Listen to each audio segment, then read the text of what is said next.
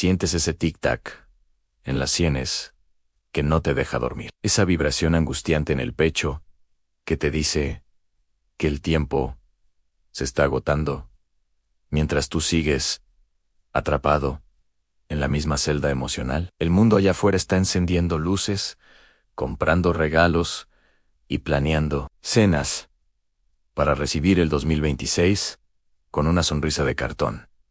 Pero tú estás aquí, en la penumbra de tu propia verdad, sintiendo que el próximo año no es un nuevo comienzo, sino una extensión de tu agonía. Déjame presentarte a Mateo, un hombre que, al igual que tú, ha perfeccionado el arte de sonreír mientras se desangra por dentro. Un hombre que ha construido su vida sobre la arena movediza de la aprobación ajena. Mateo es el pilar de su casa, el que nunca dice no, el que siempre tiene una palabra de aliento para los demás, mientras su propia alma grita por un poco de agua en el desierto. Imagínalo, ahora sentado en el borde de su cama, en esta fría madrugada de diciembre, con las manos temblorosas, sosteniendo una taza de café que ya se enfrió, símbolo de su propia vida, algo que alguna vez tuvo calor y sabor, pero que ahora es solo un líquido amargo y olvidado. Mateo mira el calendario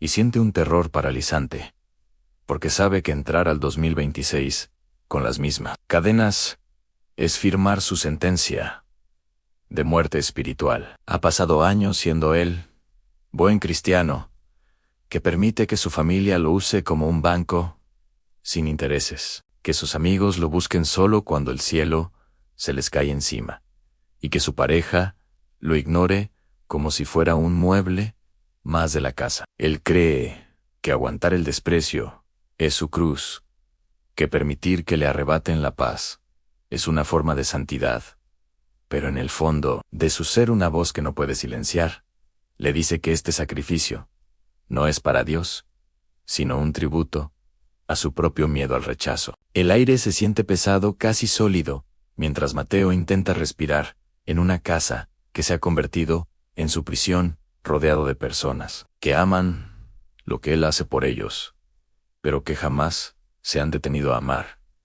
¿Quién es él realmente debajo de todas esas capas de servicio abnegado e invisible? Míralo acercarse al espejo del baño, evitando encender la luz principal para no ver con demasiada claridad el desastre en el que se ha convertido. Cuando finalmente se atreve a mirar su reflejo bajo la luz tenue, no reconoce al hombre que lo observa. Esos ojos hundidos marcados por ojeras que parecen abismos son el mapa de una guerra que ha estado perdiendo por intentar salvar a quienes no quieren ser salvos. No es solo cansancio físico, es ese agotamiento del alma que no se quita con dormir 10 horas, sino con dejar de cargar pecados que no cometió y deudas que Jesús ya pagó en la cruz. Mateo observa sus manos y ve las grietas de la piel, las mismas grietas que tiene su fe, preguntándose por qué, si ha dado todo por los demás, hoy se encuentra tan dolorosamente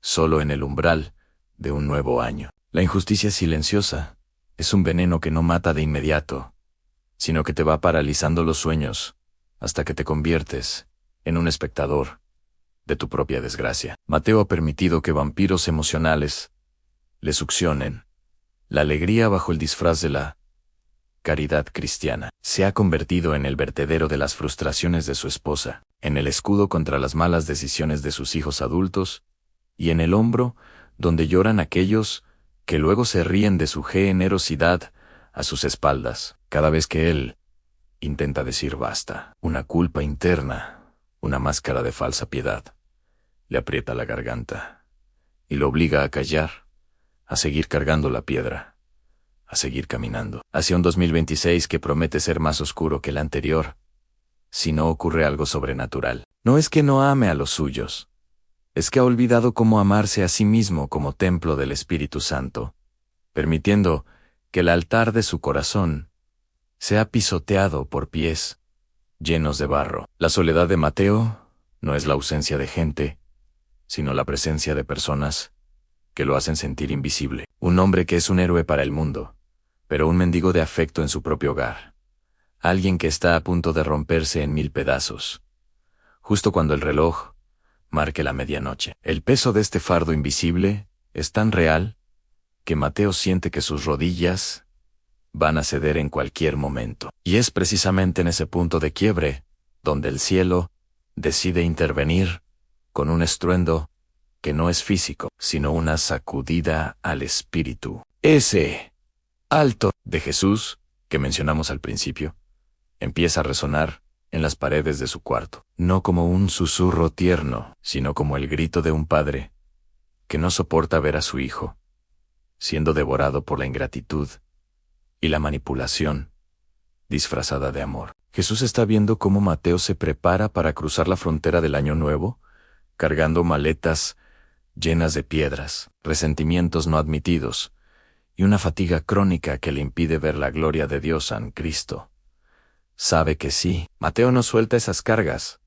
Ahora el 2026 no será un año de bendición, sino el año donde su salud se quiebre por completo, o donde su fe se apague definitivamente bajo el peso de la amargura. Por eso, este grito de ¡alto! Es la última advertencia antes de que el ciclo se repita. Es la mano de Dios interponiéndose entre Mateo y el abismo de la autodestrucción por exceso de bondad mal dirigida. Pero antes de que Mateo pueda entender cómo soltar el peso, antes de que pueda ver la espada de la verdad cortando los lazos que lo asfixian, debe comprender que no puede pelear esta batalla en la soledad de su habitación, sin una cobertura que lo sostenga cuando sus fuerzas flaqueen. Así como Mateo se dio cuenta de que necesitaba una intervención divina y un refugio seguro antes de dar el siguiente paso.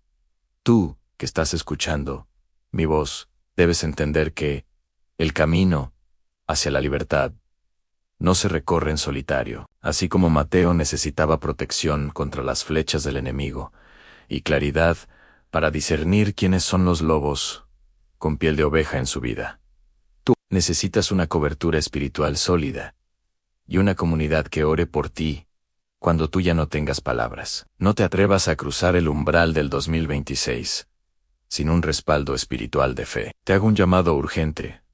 Conviértete en miembro de este canal ahora mismo. Al unirte, estás plantando tu semilla en un territorio de oración diaria, donde presentaré tu nombre y tus batallas ante el trono del Maestro.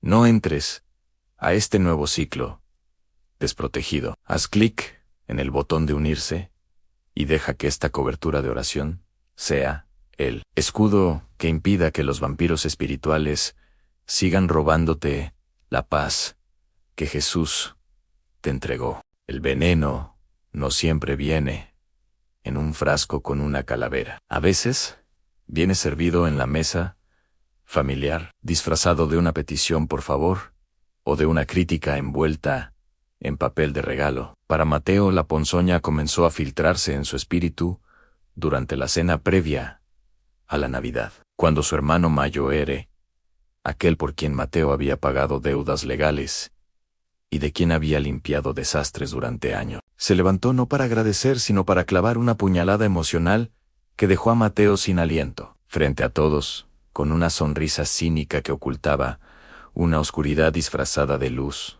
su hermano lo acusó de ser un controlador y un orgulloso, simplemente porque Mateo, por primera vez en su vida, había sugerido que cada uno debía aportar algo para los gastos de la casa de sus padres ancianos. Las palabras fueron como ácido en tú. Lo haces porque te gusta sentirte superior a nosotros, Mateo, siempre con tu pose de santo. En ese instante el aire en el comedor se volvió irrespirable. Mateo miró a su alrededor, buscando un aliado, una mirada de apoyo de su esposa, o un gesto de defensa de sus hijos.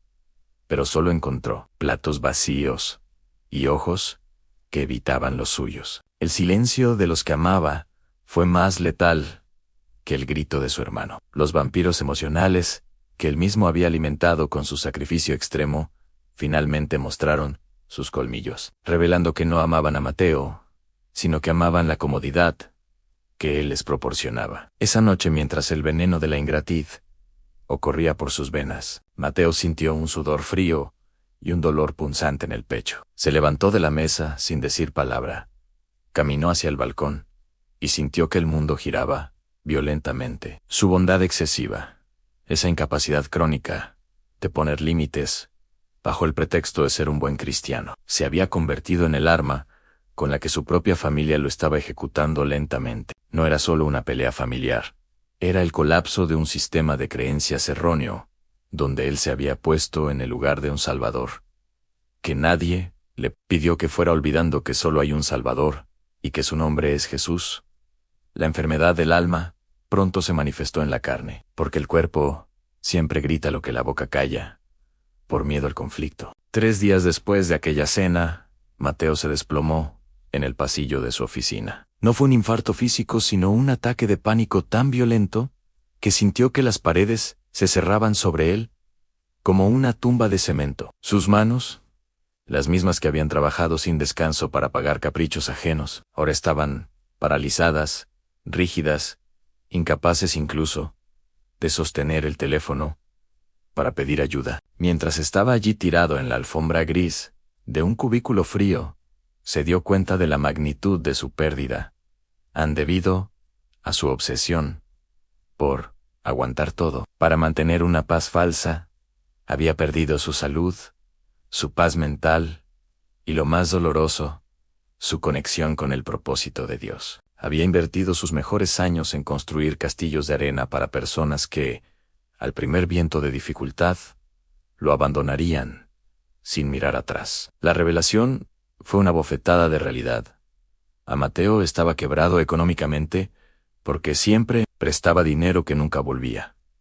Estaba quebrado emocionalmente porque era el basurero de las quejas de todos. Y estaba quebrado espiritualmente porque rezaba pidiendo fuerzas para seguir siendo un esclavo en lugar de pedir valentía para ser un hijo libre. El cansancio del alma es una fatiga que no se cura con vacaciones en la playa.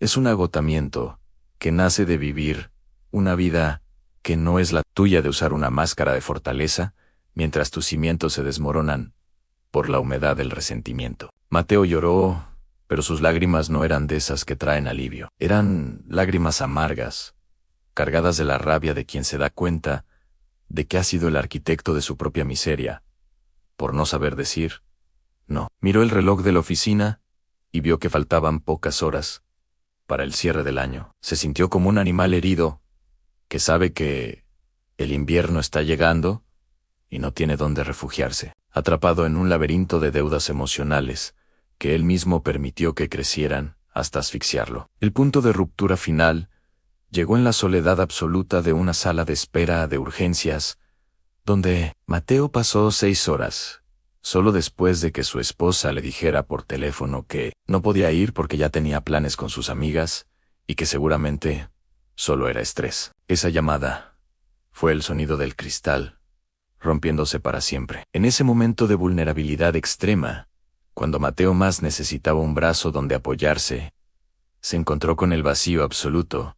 Nadie estaba allí, ni el hermano al que salvó de la cárcel, ni los hijos a los que les compró autos último modelo, sacrificando sus propios ahorros, ni la mujer por la que había renunciado a sus propios sueños de juventud. La soledad no le susurró, le gritó que había estado solo todo este tiempo, rodeado de parásitos que se disfrazaban de familia. Allí, bajo las luces fluorescentes que parpadeaban como una advertencia, Mateo tocó el fondo del pozo, un lugar oscuro y húmedo, donde el orgullo de ser el proveedor infalible murió por fin. Se sintió indigno, sucio y profundamente estúpido por haber desperdiciado su vida en un altar de ídolos humanos que ahora le daban la espalda. El 2026 asomaba en el horizonte como un juez implacable que venía a cobrarle la cuenta de su falta de amor propio. Mateo cerró los ojos y, por primera vez en décadas, no hizo una oración religiosa y estructurada. Simplemente dejó escapar un gemido del espíritu, que decía: Señor, ya no puedo más. Si tú no haces algo, yo no quiero entrar en ese nuevo año. Era el grito del náufrago que deja de nadar porque sus músculos ya no responden. El momento exacto en que la autosuficiencia se rinde ante la desesperación total. Lo que Mateo no sabía es que Jesús no estaba lejos observando su caída desde la distancia, sino que estaba justo ahí en el asiento de plástico de al lado, esperando que Mateo soltara el control de su vida para que el verdadero maestro pudiera empezar a operar. El veneno había llegado al corazón, pero la dosis era la exacta para matar al hombre viejo y permitir que algo nuevo, algo que Mateo aún no podía imaginar, comenzara a germinar en medio de las cenizas de su desastre personal. En el silencio sepulcral de aquella sala de urgencias, donde el olor a desinfectante se mezclaba con el hedor de los sueños podridos, ocurrió lo impensable. No hubo ángeles con trompetas, ni un resplandor que cegara a los presentes, sino una presencia tan densa y pacífica que el tiempo pareció detenerse en seco. Mateo, con la cabeza gacha y el alma hecha jirones, sintió que el aire frío de la sala se transformaba en un abrazo cálido, que no venía de fuera, sino que brotaba desde el centro mismo de su pecho herido. De repente, sus ojos se fijaron en un pequeño Nuevo Testamento, olvidado en la silla de plástico de enfrente, un libro gastado y polvoriento, que parecía haber estado esperando ese preciso segundo para hablarle. Al abrirlo con dedos torpes y temblorosos, sus ojos cayeron sobre las palabras rojas que cortaron su realidad como un bisturí divino. Venid a mí todos los que estáis trabajados y cargados, y yo os haré descansar. En ese instante, Mateo no leyó un texto antiguo. Escuchó la voz viva del maestro, susurrándole al oído que su cansancio no era una medalla de honor, sino el resultado de haber intentado cargar una cruz que no le pertenecía. Jesús se le reveló no como un juez que exigía más sacrificios, sino como el pastor que lloraba con él por cada vez que Mateo permitió que otros devoraran su paz. La luz de la verdad comenzó a inundar los rincones más oscuros de su memoria, iluminando cada momento en que él había confundido la caridad con la esclavitud, mostrándole que su miedo a decepcionar a los hombres lo había llevado a ignorar la voluntad de Dios para su vida. Fue un encuentro de una honestidad brutal, el Creador frente a la criatura, el arquitecto de la vida mostrándole al hombre que su edificio se estaba cayendo porque lo había construido para impresionar a gente que nunca lo amó. Esa calidez que lo rodeaba empezó a derretir el permafrost de su corazón, y por primera vez en años, Mateo no sintió la necesidad de dar explicaciones,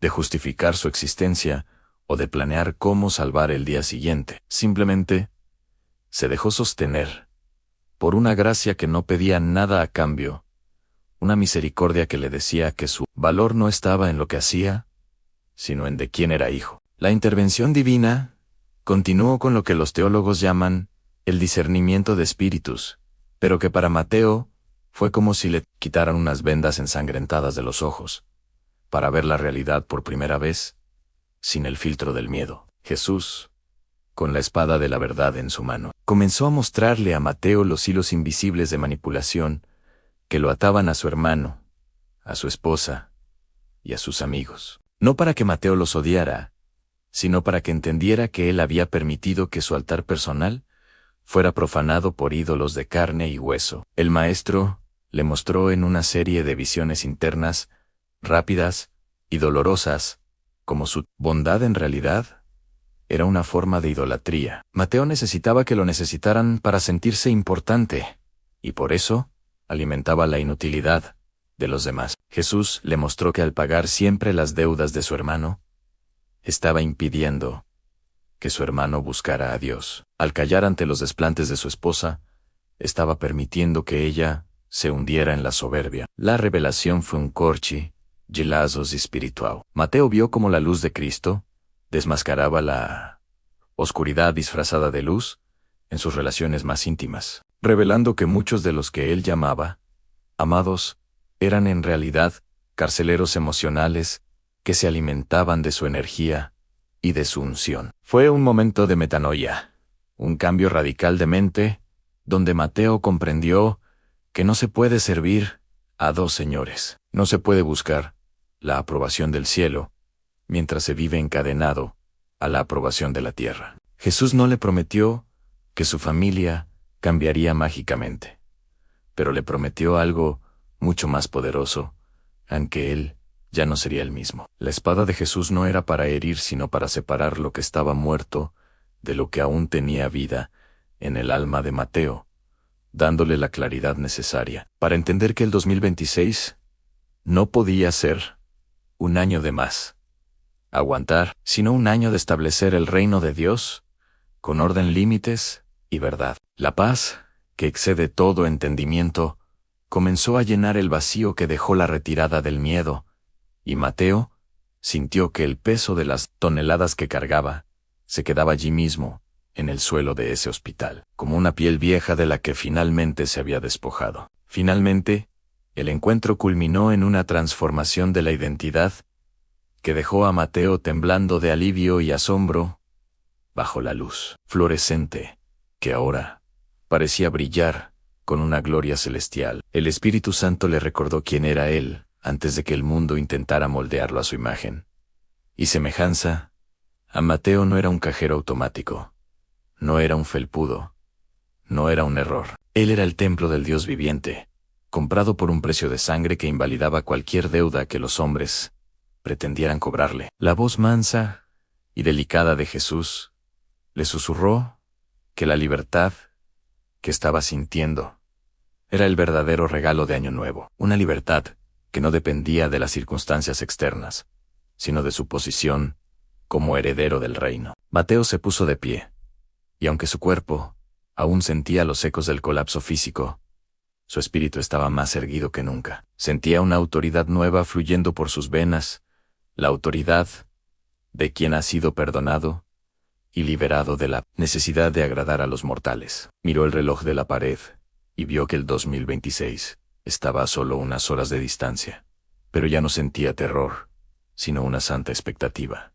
El alto de Jesús se había convertido en un camino con una dirección clara. Jesús le dio la fuerza para borrar de su corazón las facturas emocionales que guardaba contra quienes lo habían traicionado, permitiendo que el perdón fluyera no como una debilidad, sino como la máxima expresión de su nueva libertad. Ya no entraría al nuevo año como el Mateo que mendigaba afecto, sino como el Mateo que camina bajo la sombra del Omnipotente, sabiendo que Dios quita personas y situaciones de nuestra vida no para castigarnos, sino para protegernos y hacernos espacio para lo nuevo. En esa sala de hospital, entre el dolor ajeno y la indiferencia del mundo, se había gestado un milagro de resurrección espiritual. El hombre que entró buscando un médico físico salió habiendo encontrado al médico de almas, listo para enfrentar las conversaciones difíciles y las decisiones radicales que el espíritu le demandaba para honrar su nueva identidad en Cristo. Mateo salió del hospital cuando las primeras luces del alba comenzaban a teñir el cielo de un azul profundo y gélido. Ya no era el mismo hombre que había entrado arrastrando los pies bajo el peso de un mundo ingrato. Al llegar a su casa, el silencio habitual fue roto por el sonido de su esposa, quejándose desde la cocina, porque no había nadie que hubiera ido a comprar el pan fresco para el desayuno. En otro tiempo, Mateo habría pedido perdón, se habría puesto el abrigo y habría corrido a cumplir el capricho para evitar el conflicto. Pero hoy, la paz de Cristo era un muro inexpugnable en su espíritu. Caminó hacia la cocina, la miró a los ojos con una serenidad que ella nunca había visto y con una voz que no temblaba, pero que cortaba, como él. Diamante pronunció la palabra que cambiaría el resto de su vida. No. No hubo gritos, ni rastro de la vieja amargura. Fue él, no de un hombre que finalmente entendía que su dignidad no estaba a la venta. Durante esa mañana, Mateo se sentó con su hermano y sus hijos, y, bajo la guía del Espíritu Santo, puso sobre la mesa la verdad que había estado escondida bajo alfombras de hipocresía. Les explicó que ya no financiaría sus vicios, que ya no sería el basurero de sus frustraciones, y que, si querían una relación con él, tendría que ser bajo la base del respeto y el amor mutuo. no de la explotación. La reacción de ellos fue el caos, el victimismo y la ira, el lenguaje típico de los vampiros emocionales cuando se les quita la presa. Pero Mateo sintió una liberación sobrenatural. Mientras ellos gritaban, él escuchaba el eco de la voz de Jesús, diciendo: «Han bien hecho, siervo fiel. Ahora eres libre». Esa noche, mientras el resto del mundo contaba los segundos para el 2026, con ruidos externos, Mateo se sentó en su balcón, solo físicamente, pero más acompañado que nunca por la presencia del Maestro, respirando un aire que ya no sabía ceniza, sino esperanza real, comprendiendo que la verdadera redención no es que todos te amen, sino que tú ames a Dios lo suficiente como para no permitir que nadie profane su templo. Ahora, mírame bien a los ojos a través de esta pantalla, porque el Espíritu de Dios me dice que tú eres Mateo. Has llegado a este video no por casualidad, sino porque Jesús ha visto cómo tus lágrimas han mojado la almohada durante meses, cómo te has desgastado intentando salvar un matrimonio que la otra persona se empeña en destruir, o cómo te has quedado sin un centavo por ayudar a familiares que se burlan de tu fe a tus espaldas. Jesús te ha traído aquí para gritarte ese alto que detenga tu caída libre hacia un 2026 de más miseria. Él no quiere que entres al nuevo año con la máscara de buena persona, mientras tu corazón se pudre en el resentimiento. Deja de creer la mentira del enemigo, que te dice que ser cristiano es dejar que te pisoteen. Jesús fue manso, pero nunca fue débil, y él mismo puso límites, se apartó de las multitudes, y confrontó la mentira con la verdad. Tal vez tu sacrificio no ha sido para Dios, sino para alimentar tu propio miedo a la soledad.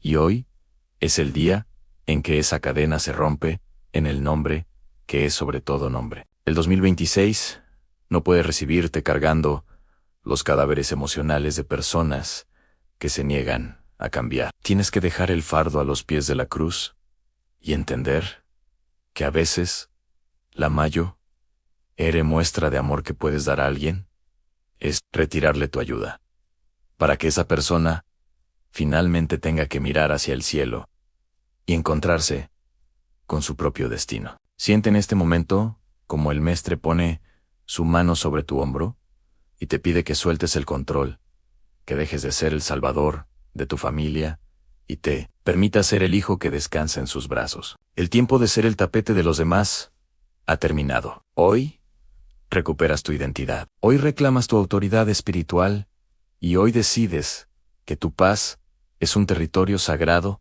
donde solo entrará aquello que glorifique al Padre. Encierra tus ojos ahora mismo, donde quiera que estés, y prepárate para una oración de quiebra de lazos que marcará un antes y un después en tu historia. Señor Jesús, hoy reconozco que he cargado fardos que no me corresponden y que he permitido que otros roben la paz que tú compraste para mí en el Calvario. En tu santo nombre, yo tomo la espada de la verdad y corto ahora mismo todo lazo de manipulación, toda cadena de culpa falsa y toda conexión espiritual de orfandad con personas que han abusado de mi bondad. Renuncio al miedo al rechazo, renuncio a la necesidad de agradar a los hombres por encima de agradar a Dios, y declaro que mi vida, mis finanzas y mis emociones pertenecen únicamente al reino de los cielos.